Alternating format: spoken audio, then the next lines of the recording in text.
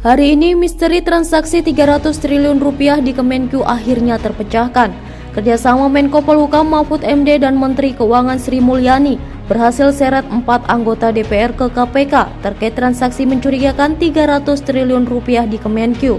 Namun sebelum lanjut ke inti pembahasan videonya, alangkah mulianya jari pemirsa untuk menekan tombol subscribe serta klik lonceng notifikasinya agar tidak terjadi kesalahpahaman. Simak video ini sampai habis. Diketahui pada saat rapat beberapa waktu lalu di gedung DPR RI, sempat terjadi adu argumen antara Mahfud MD dan anggota DPR Komisi 3 Arteria Dahlan guna membahas kecurigaan Mahfud MD mengenai transaksi janggal 300 triliun rupiah di Kemenku. Inspektorat Jenderal Kementerian Keuangan Awan Nurmawan menegaskan transaksi mencurigakan sebesar 300 triliun rupiah di lingkungan Kemenku yang diungkap Menko Polhukam Mahfud MD bukanlah korupsi maupun tindak pidana pencucian uang.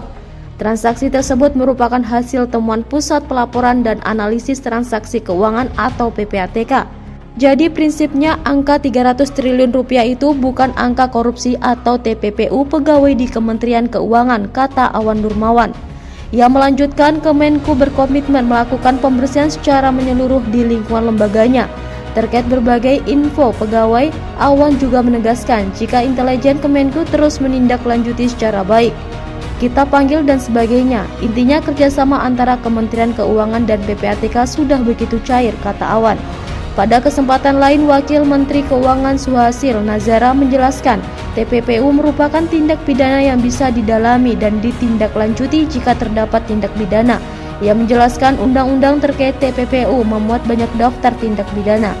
Ada 2 yang terkait sama Kementerian Keuangan, tindak pidana pajak dan tindak pidana cukai, jelasnya. Terkait pemberitaan mengenai transaksi 300 triliun rupiah yang beredar di lingkungan Direktorat Jenderal Pajak dan Direktorat Jenderal Bea Cukai, Suhasil menegaskan bukan masalah jumlahnya, melainkan masalah penelitikan satu persatu keterkaitan antara pidana pajak dan cukai dengan siapa saja yang menerima uang. Itu sebenarnya memang betul bisa ratusan triliun, hanya saja cara kita melakukan ini kan benar-benar harus didalami. Sejak 2010, Ditjen Pajak telah melakukan 17 kasus tindak pidana pencucian uang. Terbukti sudah masuk ke pengadilan dan sudah ada vonisnya, kata Wakil Menteri Keuangan Suhasil Nazara.